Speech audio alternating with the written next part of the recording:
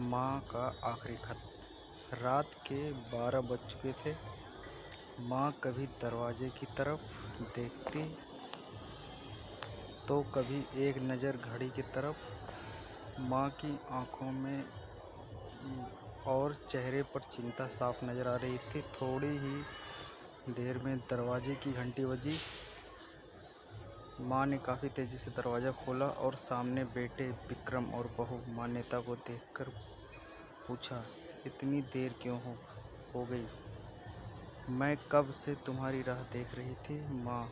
मैं अब छोटा नहीं हूँ, तुम मेरी चिंता मत किया करो। विक्रम घर के अंदर प्रवेश करते हुए बोला, बेटा कितना भी बड़ा हो जाए माँ के लिए छोटा ही रहता है। चलो छोड़ो, हाथ पैर धो लो, मैं तुम्हारे लिए खाना लगा देती हूँ। माँ ने दरवाज़ा बंद करते हुए कहा, माँ जी हम बाहर खाना खाकर आए हैं, आप खा लीजिए, हम सोने जा रहे हैं।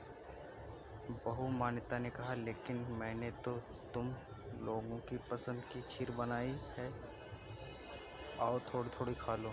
माँ तुझे एक बार में समझ नहीं आता क्या? तेरी बहू ने कहा ना, हम बाहर से खाना खाकर आए हैं, क्योंकि परेशान करती है। जा तू खीर खा ले और सो जा और हमें भी शांति से सोने दे। माँ अकेले कैसे खीर खा सकती थी और उसे बिना खाए नींद कैसे आ सकती थी, क्योंकि बेटे के इंतज़ार में उसने भी कुछ नहीं खाया था। वह किचन में गई, एक गिलास पानी पिया और अपने रूम में चली गई। सुबह 10 बजे विक्रम की आंखें खुली। बाजू में मान्यता अभी भी सो रही थी। विक्रम हॉल में आया तो लैपटॉप के पास रखी एक चिट्ठी पर उसकी नज़र पड़ी। यह चिट्ठी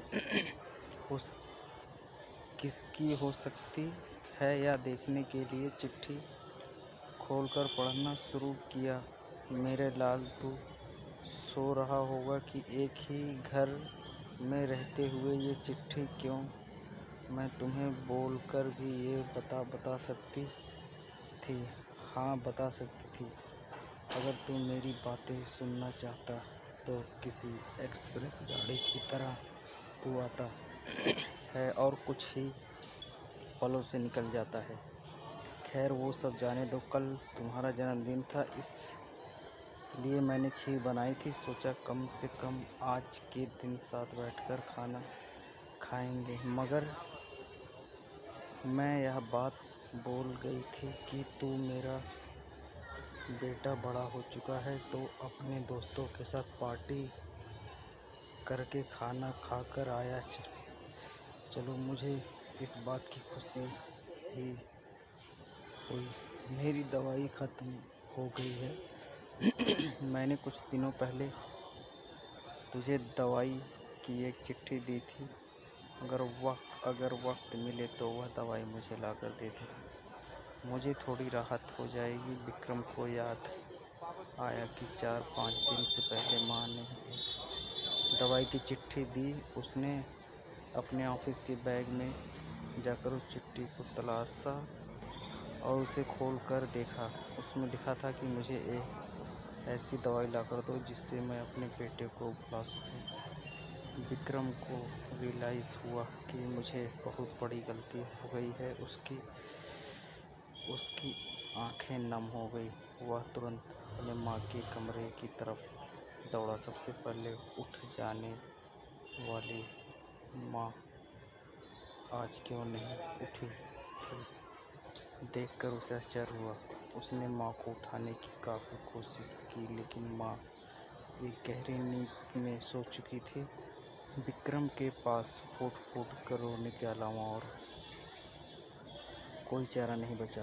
दोस्तों यह कहने की ज़रूरत नहीं कि माँ बाप जीवन में कितने मूल्यवान हैं। उनके रहते हुए ही उनकी सेवा करो, उनसे प्यार करो। वहाँ चले जाएंगे तो कुछ नहीं कर